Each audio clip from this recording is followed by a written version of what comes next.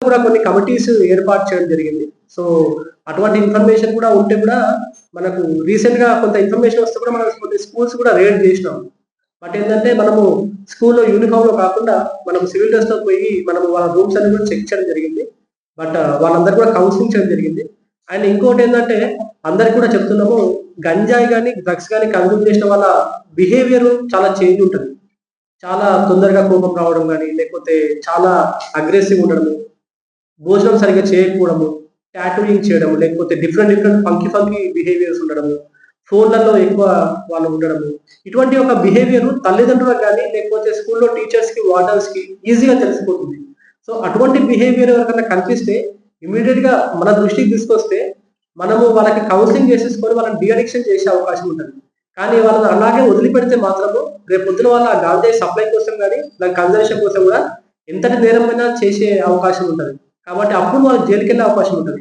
And NDPS చట్టంలో it's a very strong act. ఈ యాక్ట్‌లో even police can open fire also if required. ఒకవేళ గంజాయి ట్రాన్స్‌పోర్టేషన్స్ అండ్ ఇటువంటి కమర్షియల్ క్వాంటిటీలో గూడా ఇమ్మీడియేట్‌గా మనం పీడీ యాక్ట్ కూడా ఓపెన్ చేయొచ్చు. వీళ్ళ మీద కూడా పీడీ యాక్ట్ ఓపెన్ చేయబోతున్నాము. అండ్ ఆల్సో పనిష్మెంట్ 10 ఏళ్లకు తక్కువ ఉండదు. అది కమర్షియల్ క్వాంటిటీ అయితే 20 ఇయర్స్ పనిష్మెంట్ ఉంటది ఎన్‌డీపీఎస్‌లో. ఈ గాంజాయి గతంలో ఒక అఫెండర్ తోటి ఫోన్ టచ్‌లో ఉన్నట్టు మనకు తెలుస్తా ఉంది. అండ్ నాసిక్‌లో కూడా ఫోన్ టచ్‌లో ఉన్నట్టు మనకు తెలుస్తా ఉంది.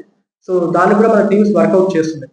సో, 100% మన సైంటిఫిక్ ఎవిడెన్స్ ద్వారా వీళ్ళని పట్టుకోవడం జరుగుతుంది. వీళ్ళందరూ కూడా రెగ్యులర్ ఫోన్స్ యూజ్ చేయకుండా వాట్సాప్ కూడా యూజ్ చేస్తుండ్రు. But even then we have every information. ఇప్పుడు గంజాయి ట్రాన్స్‌పోర్టేషన్‌ది అండ్ ఈవెన్ మనము గంజాయి కన్జంప్షన్ కూడా we are taking it very seriously. ఇదివరకేందంటే సప్లై మీద అండ్ సేల్ మీద ఉంటుండే. బట్ ఈవెన్ గంజాయి కన్జంప్షన్స్ కూడా మనకి ఇప్పుడు కిట్స్ వచ్చాయి.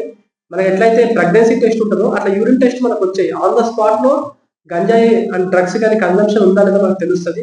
అటువంటి వాళ్ళ మీద కూడా మనం సెక్షన్ 20 చేసుకొని వాళ్ళని రీహాబిలిటేషన్ సెంటర్ కూడా మనం